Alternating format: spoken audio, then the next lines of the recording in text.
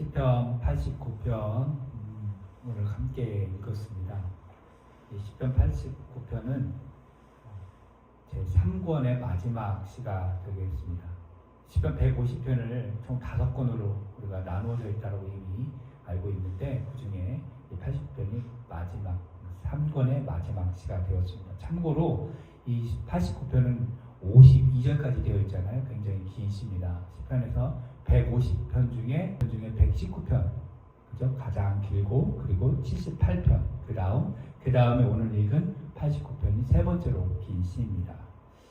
이 89편의 내용이 좀 길다 보니까 우리가 다 읽진 않고 18절까지 읽었는데, 이 내용은 뭐냐면 한마디로 하나님이 어떤 분이신가 라고 설명을 하면서 다윗과 언약을 맺으신 그 하나님, 그 언약이 영원히 계속될 것이다 라고 하는 그 언약에 대해서 이야기를 하지만 결국에는 이 언약이 지켜지지 못해서 하나님 앞에 징계를 받는 모습이 기록되어져 있고, 그렇지만 그 징계 가운데에도 여전히 하나님께서 언약을 지키시는 그 신실한 모습, 그 사랑의 모습이 녹아져 있는 시편이 89편이 되겠습니다.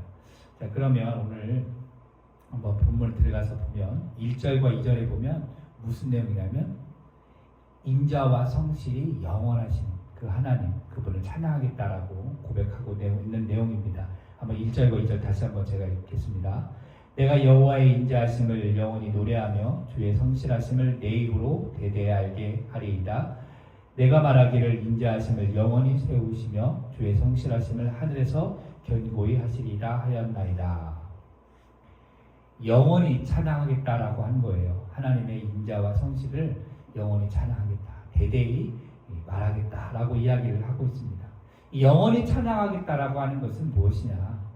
현재 상황이 좋을 때 찬양하고 나쁠 때 찬양하지 않겠다, 이런 뜻이 아니에요.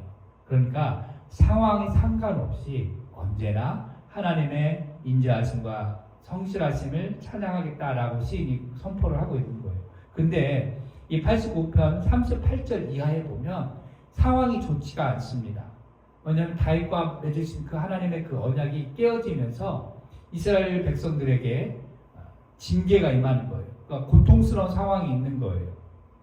그러니까 이스라엘 입장에서는 하나님 우리하고 약속하셨는데 왜 우리가 이렇게 징계를 받습니까? 물론 말씀을 어겼고 순종하지 않았기 때문에 그런 심판을 받지만 그런 가운데에서도 불평과 원망을 할 수가 있거든요. 그러니까 불평과 원망할 수 있는 상황인데도 불구하고 시인은 하나님의 인자와 성실을 영원히 찬양하겠습니다 라고 이야기를 하고 있거든요. 이렇게 찬양할 수 있는 이유는 하나님의 성품에 대해서 확신이 있었기 때문에, 그러니까 확신이 없는 가운데서는 이렇게 찬양할 수 없다라는 거예요. 그러니까 하나님의 그 인자와 성실이 그 시인에게는 이것이 확신 가운데 있었기 때문에 지금 사실은 징계를 받고 있는 상황임에도 불구하고 하나님을 찬양하고 있다라고 하는 거예요. 그러니까 이스라엘 백성들의 상황이 상관없이 이스라엘이 부강할 때나 지금 이방 민족에게 공격을 받아서 어려움을 당하고 있을 때나 어떤 때라도 하나님의 성품은 변하지 않는다는 거죠. 하나님의 성품은 영원하다라는 거예요. 그렇기 때문에 당장의 그 다윗과 맺은 언약이 깨어지는 것 같아 보여도 하나님은 그 언약을 절대로 포기하지 않고 붙들고 계신다라는 거죠. 그래서 반드시 지키시는 하나님을 찬양하고 있는 것입니다. 우리의 모습이 어떤가요? 지금 새해가 밝았습니다.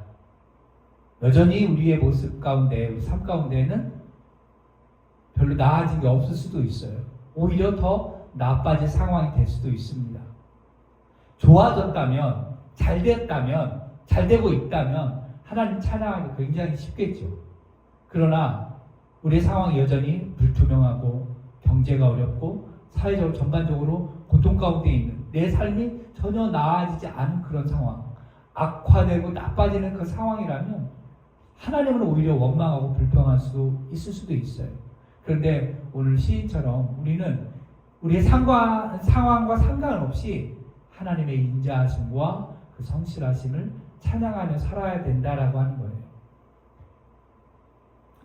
그 하나님의 그 사랑과 인자하심이 변함없기 때문에 언젠가는 우리의 상황을 더 훌륭하게 바꿔놓으실 수 있다라고 하는 그런 마음들, 그런 믿음이 우리 가운데 있어야 된다라는 거죠.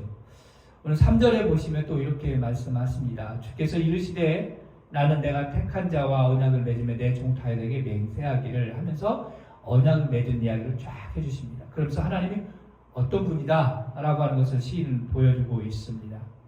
자, 다윗을 택하셔서 맹세하셨다라고 이야기를 해요. 그런데 여기 보면 하나님께서 내가 택한 자라고 말씀하고 있어요. 자, 다윗을 그 중에서 택했다라고 말씀하고 있거든요. 자, 다윗이 훌륭했습니까? 뛰어난 업적을 갖고 있었나요? 아니면 많이 배웠나요? 직업이 훌륭했나요? 성경에 보면은 다윗을 택했을 때 사무엘 선지자를 이새의 집으로 보내죠. 다윗의 집으로 보내죠. 그때 아들들이 쫙 세워봅니다. 첫 번째 아들, 두 번째 아들, 세 번째까지 가는데 사무엘 입장에서는 큰 아들이 굉장히 훌륭해 보였어요. 근데 하나님은 아니다라고 이야기했어요. 그래서 쭉 아들 있는 그 아들들 다 보고 나서 또 아들 없느냐? 근데 하나가 있긴 하다고. 그게 다윗이었죠. 그때 당시 다윗은 뭐하고 있었을까요? 아마 양을 치고 있었을지도 모르겠어요. 최근에 영화가 하나 애니메이션이 개봉됐습니다. 데이빗이라고. 거기에 보면 첫 장면이 다윗이 언덕에서 양 치고 있었는데 거기서 그 양이 새끼를 낳는 것을 보면서 사자가 공격하는 것을 막아내요. 그 상황 속에서 집에서는 사무엘 선지자가 와서 아들들을 이렇게 쭉 보는 장면이 나오거든요. 그러니까 사무엘이 이새의 집, 다윗의 집에 왔을 때는 다윗은 그 자리에 없었고 아마 양은 치고 있을 거라고 하는 그 상상을 거기에 애니메이션에 담아 놓았습니다. 그래서 다윗은 거기에서 집안 그런 걸 봤을 때는 집안에서 막내 아들이기 때문에 그렇게 인정을 받지 못했다라고 하는 거예요.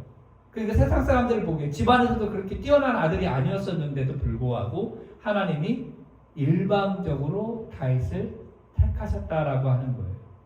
다윗의 능력과 상관없이 다윗을 택하셨다라는 거죠. 이런 것을 보면 다윗뿐만 아닙니다. 다윗의 조상 아브라함도 하나님이 택하셨을 때 갈대 우르에서 택하셨을 때 그리고 언약을 맺었을 때도 아브라함이 뛰어나거나 능력이 있어서 그런 게 아니었어요. 일방적으로 부르셨고 택하셨다라고 하는 거죠. 그 택하셨던 그 사람들에게 약속하셨고 언약을 맺었을 때 하나님은 한 번도 그 약속을 저버리지 않았어요. 오히려 약속을 맺었던 그 백성들, 그 사람들이 깼다라는 거예요. 특별히 이스라엘이 그렇게 언약을 깨뜨려서 심판을 받고 징계를 받았다라는 거죠. 근데 하나님은 아브라함부터 시작해서 맺었던 그 언약을 계속해서 이어오셔서 예수님까지 그 새 언약으로 이어졌다라고 하는 거예요. 이렇듯 하나님께서 우리를 택하시고 부르실 때 우리가 잘나서 똑똑해서 된 것이 아니라는 거예요. 우리의 형편과 상관없이 하나님께서 우리를 부르셨다라는 거죠. 그래서 우리는 그 부르심에 순종하고 예수 그리스도를 믿게 되었다라는 거죠. 그래서 하나님의 자녀가 된 거예요. 근데 이 하나님께서 우리에게 주셨던 그 사랑, 그 언약을 우리만 누리는 것이 아니라 세상 모든 사람들에게 열려 있다라는 거죠. 근데 그 열려 있는 그 약속을 받느냐, 받지 않느냐라고 하는 것은 우리의 몫이라는 거예요. 그런 면에서 우리는 그래도 은혜 가운데 복음을 받아들였고 그 약속을 받아서 하나님의 자녀가 되었죠.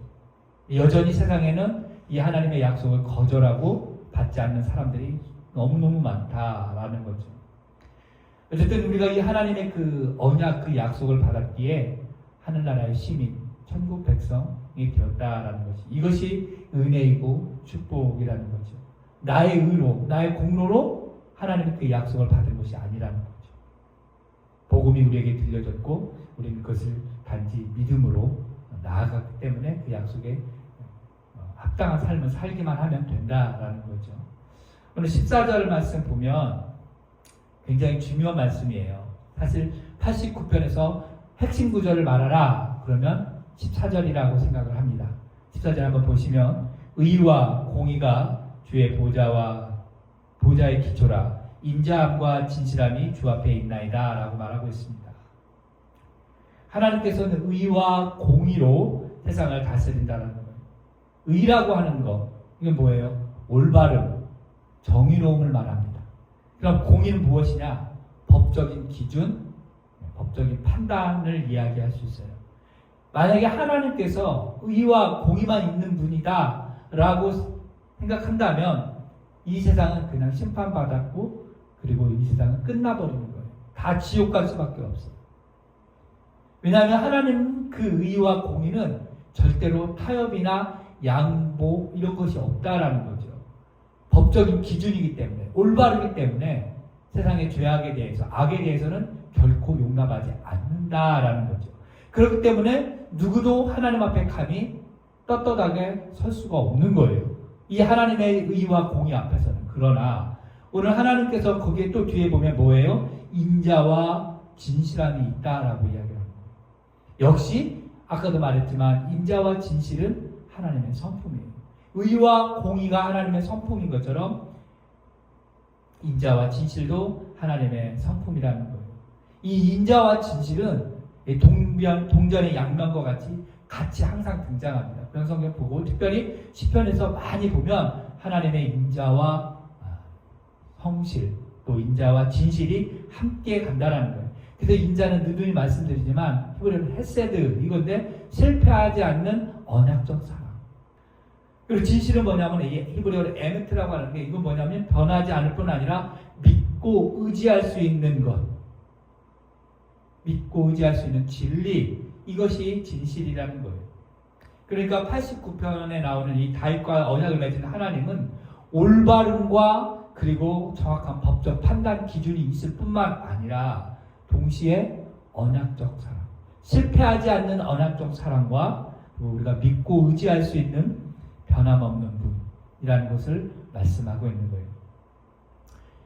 이 하나님의 공의와 하나님의 의 그리고 하나님의 인자와 하나님의 진실하심이 이루어진 분이 누구시냐? 바로 예수 그리스도라는 거예요. 그분이 하나님의 의이시고 하나님의 공의입니다. 왜냐? 예수님은 나중에 이 땅에 다시 오실 때 어떻게 오세요? 심판자로 오십니다. 세상을 심판하러 이 땅에 다시 오신다라는 거예요. 그러나 그 심판 가운데 하나님의 인자와 진실이 가득한 분으로 우리 예수님이 오신다라는 거예요. 그래서 예수님의 그 십자가의 사랑을 의지하고 예수님을 구주로 믿는 사람은 하나님의 의와 공의뿐만 아니라 인자와 진실하심이 예수님을 통해서 예수를 믿는 모든 사람들에게 그것이 구원으로 이루어진다라는 거죠. 그래서 우리가 이 땅 가운데 살아가면서 하나님의 그 의와 공의뿐만 아니라 인자와 진실하심을 늘 날마다 경험하면서 살 수 있다라는 거죠.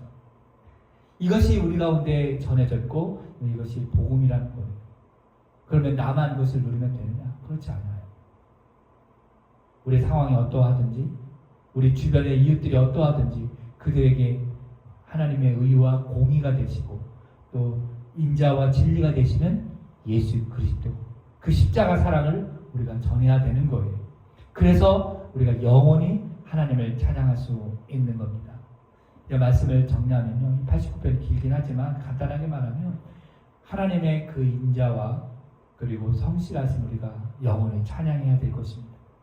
그리고 하나님께서는 우리와 상관없이 우리의 상황과 우리의 모든 것을 초월해서 우리에게 구원을 베푸시고 우리를 택하셔서 하나님의 그 언약적 사랑을 실천하시는 분이다라는 거죠. 그래서 우리를 하나님의 자녀 되게 하셨고 그 구원의 은혜를 우리에게 베푸셨다. 그래서 누구나 이 사랑을 믿는 사람, 이 언약을 붙드는 사람은 하나님의 자녀가 된다라고 하는 축복된 메시지가 오늘 89편에 있습니다. 그래서 마지막 절에 보면 뭐라고 끝납니까? 여호와를 영원히 찬송할지어다. 아멘, 아멘. 그러니까 하나님은 찬송받으실 분입니다. 인자와 진실이 영원하시기 때문에 오늘 이 아침에도 우리 인자와 진실이 영원하신 공의와 의가 충만하신 그 하나님을 찬양하는 우리 모두가 되기를 주님의 이름으로 축복합니다. 기도하겠습니다.